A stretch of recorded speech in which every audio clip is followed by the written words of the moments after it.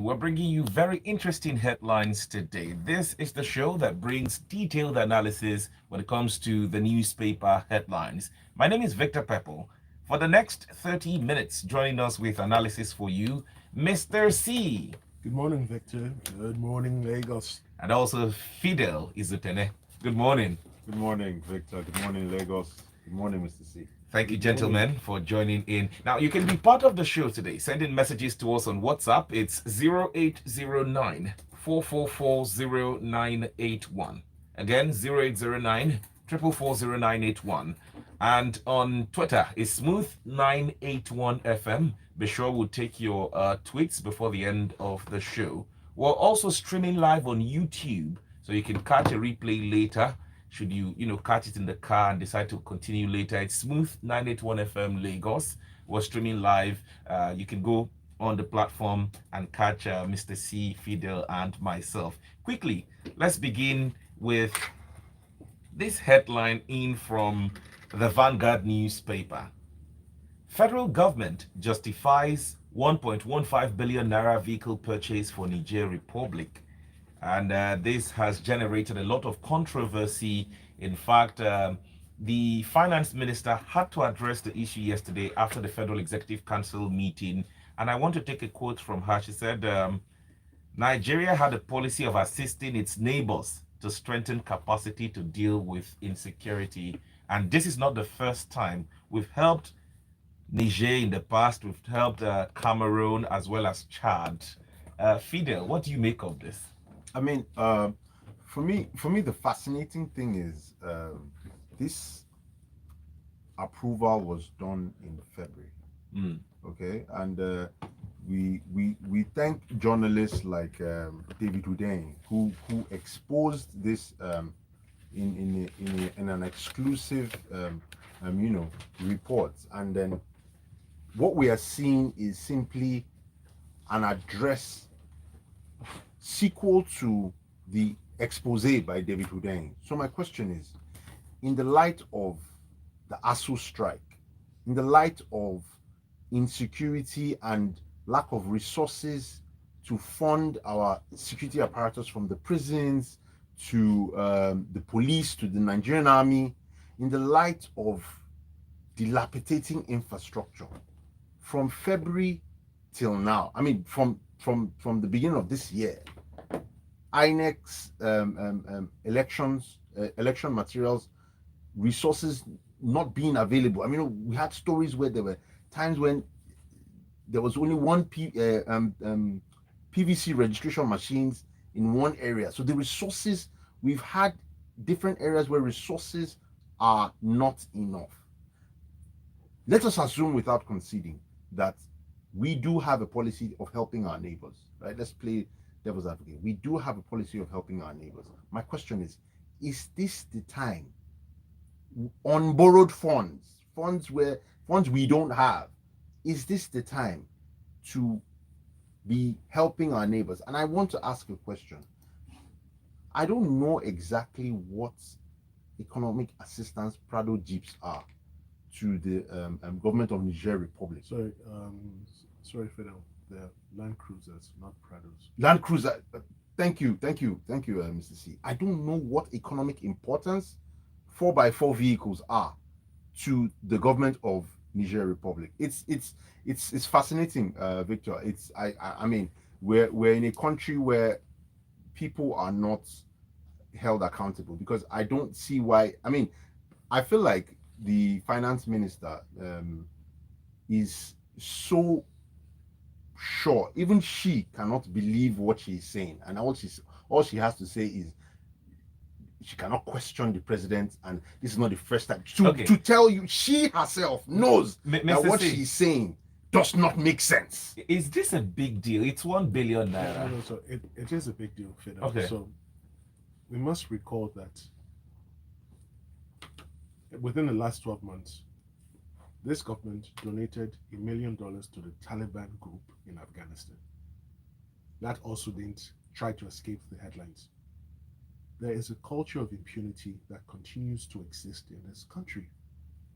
Why are we giving Niger vehicles? Why are we giving them cash? Why are we building a railway line to Maradi? We're the big brother in West Africa. Excuse me, there's Chad. Why are you not doing anything for Chad?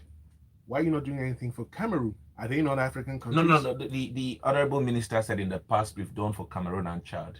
See, listen. So what it is there is just a culture of impunity. Now let's go back. Let's ask ourselves questions. These cars that were bought, the monies used to purchase the cars, are they captured in any budget? Under what ministry was this? Were the purchase monies appropriated? You have the police crying out every day they're underfunded, under-equipped. Why are we bothering about another sovereign nation? We're not America, we're not Britain. We're in the midst of a very serious economic situation. Last week, we had the Minister for Labor come out to say the country is broke. The first 4 months of this year, we now understand we pay more to service our debts than we actually get in revenue. So how is this a pressing priority? Of what value, really? No, but this is not so recent. It was February this year, Exactly. Mr. C. At the time, it looked like we had money in Nigeria. In February, we did not have money. And of what value, really, is Niger Republic to Nigeria? If we have to select the African countries we will help, are you telling me Niger will be in the top 5 or the top 20? Please, can we get serious? And it's just unfortunate that the people who should actually check these things are not even serious themselves. But 2023 is here. People, get your PVCs. Please exercise your votes. This nonsense has to stop. And can I say something, Victor? Apologies. In these kind of situations, yes, there are no middle grounds. Okay, there are no middle grounds. People should either stand for these kind of impunities or stand against it. People who keep quiet stand for it. Politicians who are vying for office, who cannot speak out against such things, stand for these kind of things. Because today it's Niger Republic. We don't know what other ally outside this country, for whatever reasons, whatever politician has, and will feel like no one can question my actions. The messages are coming in already. Let's look at this one from Samuel in Lekki. Good morning. Also, we borrowed money to build railway to Niger while the entire southeast is sidelined, and now we're also borrowing to buy them luxury vehicles. Why not give them Innocent or Nord that are produced here in Nigeria, so at least we provide jobs and save FX doing that? Fabian Inekbe, hope we'll have a pinch of good news today. That said, I hope things will be put in place to prevent presidents from going to Niger to take refuge when he leaves office. Mr. C, can he not be probed for this, or can we get back the vehicles? Fabian is asking. The messages are just so much. Buying vehicles for Niger is like borrowing money to roof your neighbor's house while yours is roofless. Again, this is not the time for this kind of assistance. Niger is actually supposed to assist Nigeria in the area of insecurity. That country has no value for Nigeria whatsoever. Abbas from Ojo is the one that sent that message in. So I get to the next story from the New Telegraph, and I scream, good news. OPEC increases Nigeria's oil production quota from 1.826 million barrels per day to 1.830. This is some cherry news, Mr. C. Isn't it? Okay. So, Victor, nominally, it's supposed to be good news because OPEC has slightly increased our daily quota. But guess what? Due to the numerous crises in the Niger Delta, we weren't even producing up to the previous quota set. Now it's been increased. The real problem, the real elephant in the room, is the huge theft going on in the oil industry. It is shocking. Conservative reports put it at least 50%, almost 50% of daily production. That doesn't come in. And what is the effect? We see that CBN is unable to remit any money into the Federation account because all the monies they get are used to fund the petrol subsidy. The states are complaining, everyone is complaining. Now it's been raised to 1.8. If production was at its normal levels and there was no step, this is uhuru for Nigeria because we can get in a huge sum of money and begin to save or begin to spend on capital projects. Now, we won't meet this target for the foreseeable future, and this is also evidenced by the decision of the major international oil companies to sell off their onshore and shallow water operations because they're tired of the theft and they can't deal with it. Now, recently, the Nigerian Navy did inform the public that 13 officers had been arraigned before court martial because of their alleged involvement in oil theft. But beyond that, it's a huge syndicate. The government has to exercise the political will to put an end to the stealing, the massive stealing and looting in that sector. Because whether we like it or not, crude oil still contributes about 70 to 80% of our revenues. And until we plug the massive hole there, this is of no benefit because we won't even hit that target. All right, thank you very much, Mr. C, for that. Let's keep it going. Guardian newspaper now. Insecurity. Senate holds closed-door session with security chiefs. Now, the leadership of the Senate met behind closed doors with service chiefs over lingering security situation in the country.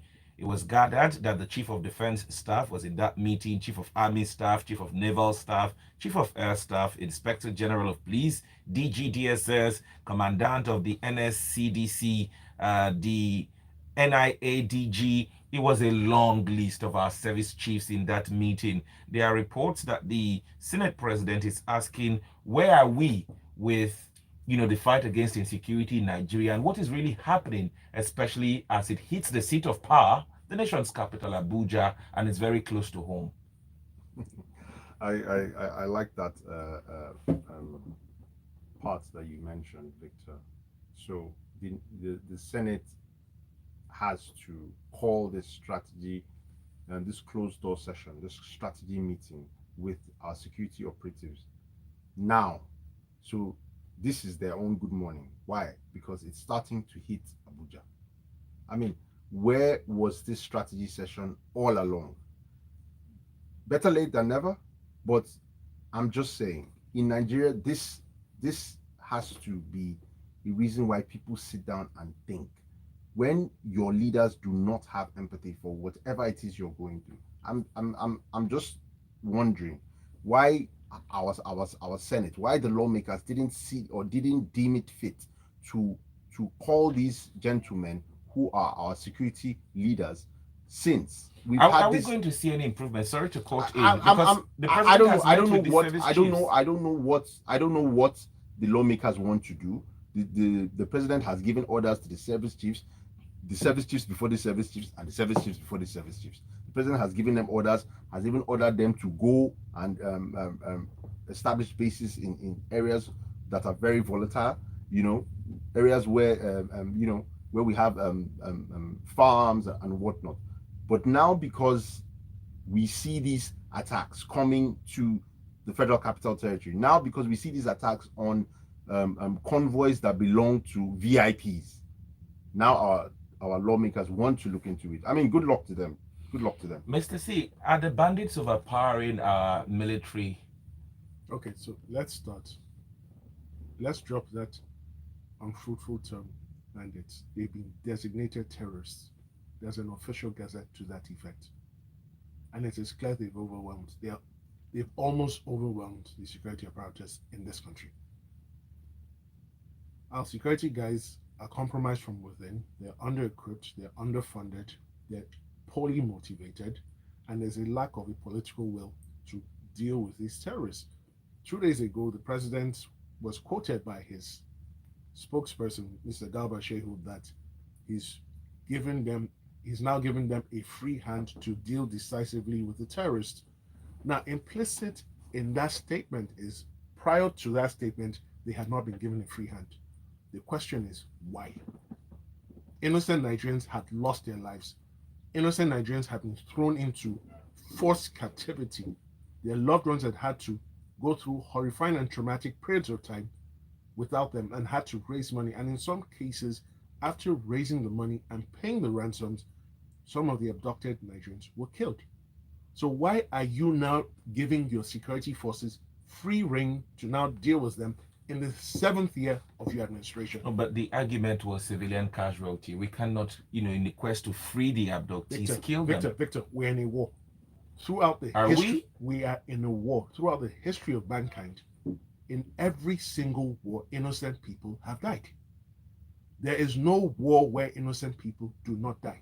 I don't think it's a war situation, Mr. C. Yes, we're faced with insecurity largely across the length of this is the delusion that has gotten us to where we are. We are in a war. Against terrorism, maybe. Yes.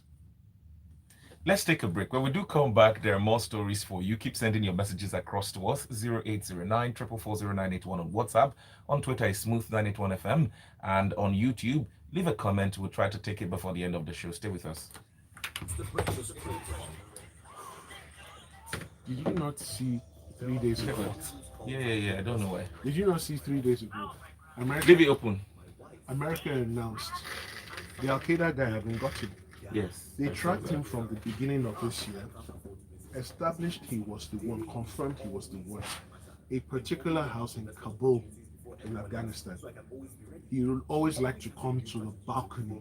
They confirmed for months that is the person they're looking for. On the 25th of July, a kill order was given. An unarmed drone with 2 Hellfire missiles sent. They didn't send any human beings. The guy's history. America was not concerned about Whether we're back. Let's rapidly go through. come on.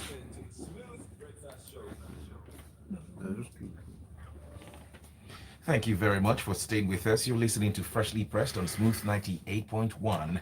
We're bringing you headlines and taking your comments as well. We have our analyst in the studio, Mr. C, and Fidel Izutene. Edmond on WhatsApp is saying the vehicles were luxurious sport utility vehicles, SUV, Toyota Land Cruiser latest models. The president bought these vehicles as gift to terrorist commanders in Niger Republic. That's not what that story says, but it goes on. It says it is well. Take note that the president just issued the order, and without further ado, the finance ministry delivered the vehicles.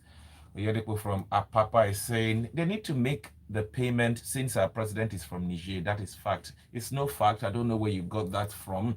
Tonye in with this one. I have nothing to say about the frightful mess Nigeria is in. He puts the knife on there. We're Nigeria. I don't know what you're talking about. All I have to say this morning is props to you guys for speaking on the headlines professionally and calmly without tearing your hair out. Thank you for your vote of confidence. Joseph Meyi is saying, so a country in bankruptcy can still be playing Father Christmas in a time of economic mess. Worst of it, SUVs were purchased. Where on earth is such luxury vehicles used for security purposes? This government and leaders should remember our law of karma. A lot of messages, Mr. C. Hey, Mr. C, to add to your plethora of questions, I will ask, what security value will Land Cruiser SUVs do? Not even Hilux or armored tanks. Foruche sent that one across. It sounds funny that a nation that continues to service debts, borrow money, and can't pay salaries can be a big brother to a country in commercial relationship. Change by voting correctly. It's in our hands. Fabian sent that one in again. We'll take a message from Dami and get back to the stories. The donation to Niger Republic isn't a recent practice. In 2016, at the height of a recession, we donated vehicles and motorcycles to Benin Republic. In 2019, Guinea-Bissau got $500,000 plus logistics. We need to have a conversation about our foreign affairs posture, but abandoning our neighbors isn't in our best interest. Like I said, Mr. C, we are big brother Africa, and so we need to support our neighbors very close to us here. Let's look at this story from Daily Post. Gunmen kill hotelier, Lautech student, motorcyclist after collecting 5 million naira ransom. I would like to give a backstory to this. Now, quickly, in Oshogbo town in Oyo State, the duo of Olugbenga Owolabi and Rachel were abducted. It took place on the 29th of July at a hotel. In fact, just to wrap it up, Sources say that 5 million was demanded. Now, a man on motorcycle took the 5 million naira to these kidnappers, gave the money, yet the duo were killed. Even the motorcyclist was killed as well. Such a sad story to hear. And I mean, this happened in the southwest, very close to us here in Lagos. Should we get back to what a lot of people had said, that we need to begin to protect ourselves? Okay, thank you, Victor. So, first of all, our thoughts go out to the families of the deceased, and we pray that their souls rest in peace. Now, this is just another recurring incident or example of the general state of insecurity in the country. Now, it's almost every week or every other week, the security chiefs are meeting. There's one security meeting or the other with the commander in chief, and all these events continue to happen. Now, in the midst of all of this, the citizens are told you cannot legally be licensed to carry firearms. Excuse me. Should people continue to die without an option of protecting their lives simply because the government in power is seemingly determined not to allow them to do that? No. It is human instinct that one will always protect himself or seek to protect himself when danger is threatened. Now, it brings us back to this argument, and it's an argument we cannot run away from. For as long as we continue to postpone it, we continue to postpone the inevitable. Why should terrorists carry firearms unlawfully, illegally, and use them to perpetrate violence and death on Nigerian people? And the state is shockingly unprepared and unable to prevent them from doing that. But the state is then determined to prevent citizens from lawfully acquiring firearms to protect their lives and property. We must remember, in the Constitution, there's a provision that says you are entitled to protect your property. I think it's between sections 40 and 49. It's one of them. But we have the police saddled with the core responsibility of protection of life and property. Victor, the police cannot protect themselves. Yesterday, an AIG, a serving AIG, was shot on the Abuja-Kaduna highway. His orderly is dead. He's fighting to save his life in the hospital. Our hearts goes out to the family of the orderly that lost his life. But the police is paid salary to protect lives and properties. Victor, we're Nigerians. It is clear they can't even protect themselves. The NSAS incident in 2020 clearly proves that. So you cannot expect someone, who cannot protect himself to protect you. I want to move away from this because we have some other headlines. But if we look at it, youth flights in the last 6 months, between January 2022 and now, if you get to the international airports, on a daily basis, people are running away from the country. What do we do? Do we keep running away whilst, this insecurity persists? So you see, what you just said even gives the light to your position that the police is able to protect us. If they were able to protect us, why are there people trying to run away? I get your point, Mr. Sibet. So we don't play down the efforts of the police. They are trying. They are doing their best. I'm not sure about that. So if I would just add, and this goes back to what I always say, why we need local policing, right? I believe the use of, or the license or the right to carry firearms should be a last resort, right? But in this case, what we need, or what I would always keep saying is, what we need is that we need local policing. If you have a commissioner of police or a DPO that is not local, he cannot understand the terrain. These victims were killed because the kidnappers, got a scare. And where did the scare come from? It came from the presence of soldiers in the area. One thing these kind of guys are worried about is being afraid. You don't want to get them afraid or anxious, and that is the reason why they killed people, even after taking the ransom. But if we had local policing, if we had local intelligence, Victor, if you read this story, you realize that the intelligence and all the information that was gotten was from a local who didn't want his name to be mentioned. The police do not even have that information. Now, in the last two stories, we've talked about insecurity, Senate calling meetings with service chiefs in Oyo State. Kidnappers picked up people at a hotel, killed them even after 5 million was paid. But let's look at this interesting headline from Daily Trust. NBC fines Trust TV 5 million naira for exposing bandits. In fact, there was a broadcast done on the 5th of March. It's not a recent broadcast. It was done on the 5th of March 2022, entitled Nigeria's Banditry, The Inside Story. For putting that story out, NBC is saying they have to pay 5 million naira. In fact, the platforms that help them broadcast it will pay 5 million naira each as well. I mean, there's a fine also for multi-choice and the likes that's supported in airing this documentary. What do you make of this feedback? The NBC as a regulator has a right to say whatever they want to say. I just want to know what exactly. I mean, unfortunately, Victor, I can't seem to catch exactly what part of the National Broadcasting Code this news agency broke, right? But the NBC has indeed stated that they broke a section of the code. Now, when you are making documentaries in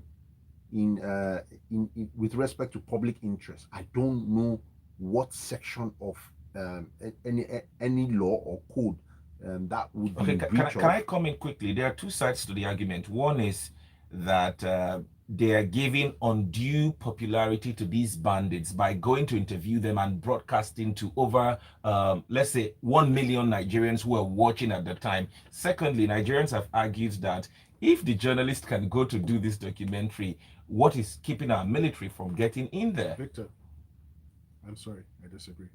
Shigumi, who goes into wherever they are to speak to them, then comes back and insists that the country raises money to pay them. Has he not done much worse than these media stations, these media platforms? What did the documentary do? It merely identified the causes of the conflicts between the Hausa and Fulani communities in Zamfara State, and also tried to proffer solutions to the crisis. All right. I wish we had time to expatiate more on this, but a lot of messages really, and we must take them. Ayokunle on YouTube is saying, is Victor serious at all? How can you say that we're not in a state of war? However, Frank is coming to my rescue. He says it is actually a war against terrorism, truly. If we don't come to terms with the reality, we might not succeed in overcoming this problem. Metro Central PMB is the new Mr. Macroni now, doing giveaway anyhow. Laide Akin, what Buhari did is what government officials have been accustomed to. You give parting gifts when you are leaving office. This mindset has to change. Taking it over to Twitter, Z-Man is saying, good morning, guys. This government sent $1 million to Afghanistan, spends 1.4 billion naira on Niger Republic, accountant general accused of theft, over 100 billion naira, oil theft left, right, and center. What is going on? And I feel like singing a song from Omaomi this morning, but let's keep it going quickly. A lot of messages in. Niger is one of the North African countries whose citizens encroach into our territory to kill, kidnap our people and demand for ransom, and Nigerian government overlook these threats. Victor, can I just say something here? This is not to promote some sort of hatred or negativity towards the Niger Republic, right? Indeed, they are our neighbors, but it is the timing, and this is not the right time to do this. We don't have the resources to do this, and this amounts to impunity. Okay, we have it has nothing to do with the Niger Republic, more with our government. All right, a lot of messages. I'm so sorry I cannot take all of them. Just the last one I'll take in from Wale.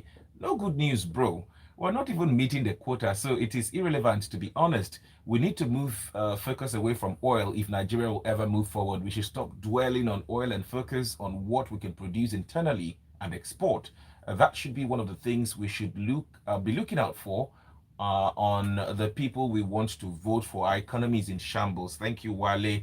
But we need to wrap things up here. But trust us to bring this topic again at 9 o'clock when it's time for Lagos Talks. At that time, the phone lines will be open. Then you can, call live on air. I see all the messages on WhatsApp. I sincerely apologize for our inability to take the messages. In fact, I was looking towards talking about this story. Nigeria nears economic collapse. External reserves down to $15 billion, contrary to CBN's $36 billion. But we have to go. sadly we have to go. Thank you And very much. We're borrowing Niger. We're giving Niger gifts. No, this was not in February. This is a recent We're giving Niger development. gifts. We gave them a gift in February. Fidel, thank you very much for being a part of the show, as well as Thank Mr. you C. so much. We'll do this again tomorrow at 7:30. My name is Victor Pepple. Enjoy the rest of your day. I wanted to tie that story.